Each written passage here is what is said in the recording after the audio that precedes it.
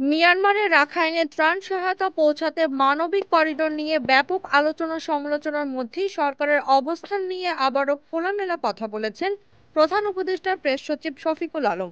জাতিসংঘ করিডোরের উদ্যোগ নিলে এবং মিয়ানমার রাজি থাকলে সরকার সবার সঙ্গে কথা বলে চূড়ান্ত সিদ্ধান্ত নেবে বলে জানিয়েছেন তিনি। মিয়ানমার সীমান্তে সম্ভাব্য মানবিক করিডোর নিয়ে এ প্রশ্নের জবাবে প্রেস সচিব বলেন, এ বিষয়ে সরকারের অবস্থান স্পষ্ট। করিডোর হতে হবে জাতিসংঘের সংশ্লিষ্টতায়।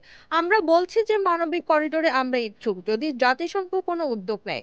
তাছাড়া এ ধরনের বিষয়ে দুটি দেশের সঙ্গে কথা বলতে হবে। তিনি বলেন, জাতিসংঘ যদি উদ্যোগ নেয় আর মিয়ানমার যদি রাজি থাকে তখন বাংলাদেশ থেকে সিদ্ধান্তটা আসবে। এই বিষয়টি চূড়ান্ত করার আগে সংশ্লিষ্ট সবার সঙ্গে কথা বলতে হবে। শুক্রবার বিকেলে চট্টগ্রাম সার্কিট হাউসে এক সংবাদ সম্মেলনে তিনি এসব তথ্য জানান। এছাড়া রোহিঙ্গা ইস্যুতে আওয়ামী লীগের কথা বলার কোনো অধিকার নেই উল্লেখ করে শফিকুল আলম বলেন, তারা রোহিঙ্গা নাম নিতেও ভয় পেত। মিয়ানমারের লোকেরা বলতো রোহিঙ্গারা বাঙালি, তারাও একই কথা বলতো। রোহিঙ্গা নাম না নেওয়া মানে আপনি রোহিঙ্গাদের অধিকারে বিশ্বাস করেন না। Z news, Dhaka.